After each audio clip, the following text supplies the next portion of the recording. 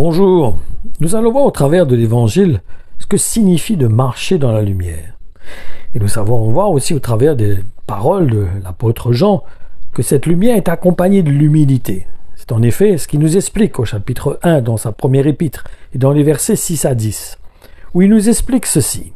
« Si nous prétendons être en communion avec lui, mais tout en menant notre vie loin de la lumière, nos paroles et nos actes constituent un mensonge.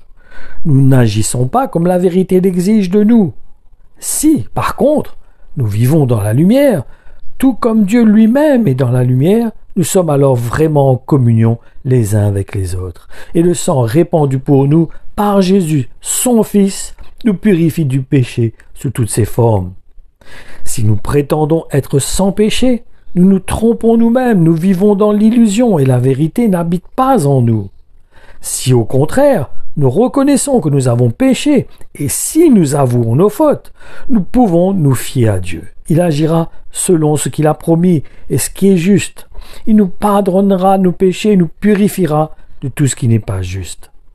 Si nous affirmons que nous ne sommes pas pécheurs, nous contredisons sa parole et nous traitons Dieu de menteur. Son message n'a pas de place dans notre cœur. Je vais vous poser une question.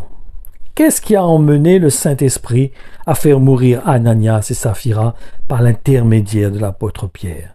N'est-ce pas parce qu'il avait menti?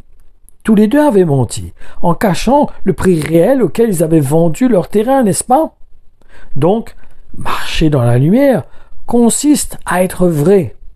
Comme lorsque le Seigneur a dit à ses disciples de confesser nos péchés, comme par exemple dans l'épître de Jacques au chapitre 5 et dans le verset 16, où il est dit ceci.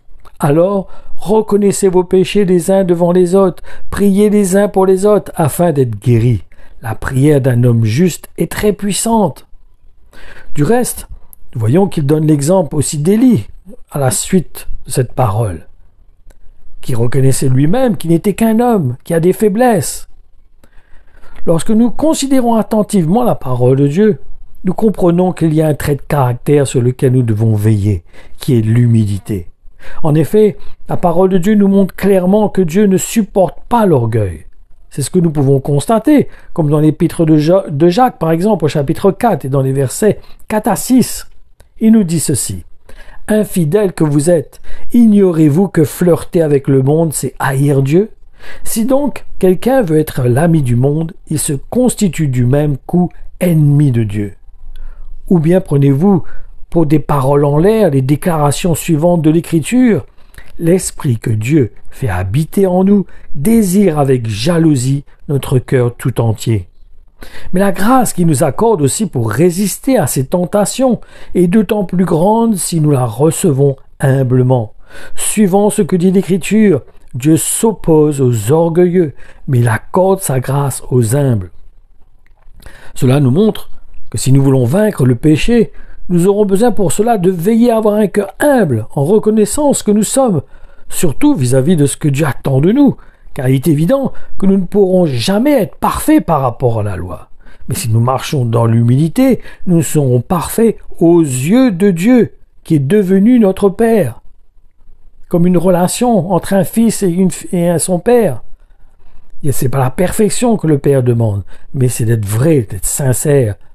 Et je vous encourage à lire aussi une autre parole de l'auteur de l'Épître aux Hébreux, chapitre 4, et dans les versets 14 à 16, qui nous montre que le sacrifice de Jésus-Christ sur la croix est suffisant pour pardonner nos péchés, à la condition, comme nous avons vu, que nous ayons assez d'humilité pour le reconnaître. Ces paroles nous disent ceci.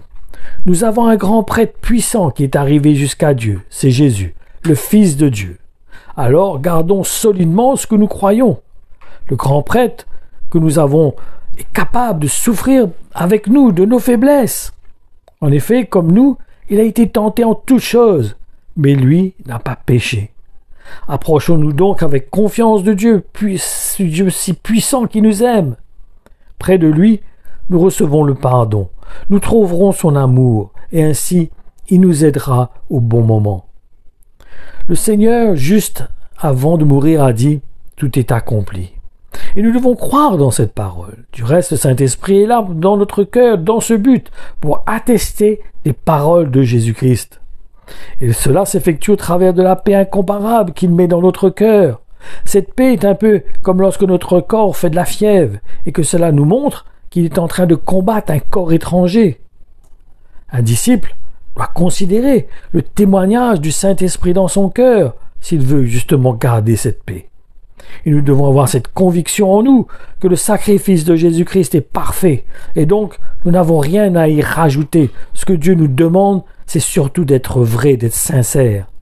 Et pour confirmer que nous pouvons nous approcher de notre Père librement, je vous encourage pour cela à lire encore dans l'Épître aux Hébreux, mais dans le chapitre 10, le verset 18 maintenant. Et quand les péchés sont pardonnés, on n'a plus besoin d'offrandes pour les enlever. Frères et sœurs chrétiens, nous sommes sûrs de pouvoir entrer librement dans le lieu saint parce que Jésus a répandu son sang. Il a ouvert pour nous un chemin nouveau et vivant à travers le rideau du temple, c'est-à-dire à travers son corps humain. Et nous avons un grand prêtre placé à la tête de la maison de Dieu. Ma conclusion, nous devons veiller à ce que nous ayons cette humilité en nous.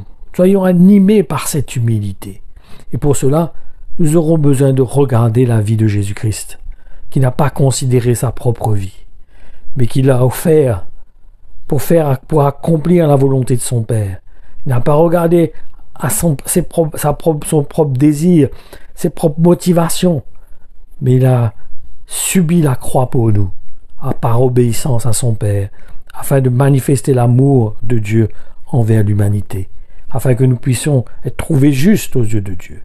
Non par les œuvres de la loi, pas en accomplissant la loi à la perfection à la lettre, mais en étant conduits par l'Esprit, en écoutant le témoignage de l'Esprit dans notre cœur, en considérant ce que lui, il veut de nous. Pas ce que la loi veut de nous, mais ce que le Saint-Esprit attend de notre part. Donc, soyons sensibles dans notre cœur au témoignage du Saint-Esprit, car c'est lui qui est notre paix. C'est lui qui témoigne à notre cœur si nous faisons la volonté de Dieu, si nous ne sommes pas en train d'attrister le Saint-Esprit. Donc, considérons son témoignage dans notre cœur. Cela est vraiment vital en tant que disciple de Jésus-Christ. C'est lui qui rend témoignage du cœur de Dieu, du cœur de notre Seigneur, du Jésus-Christ. Que le Seigneur vous bénisse, qu'il vous fortifie.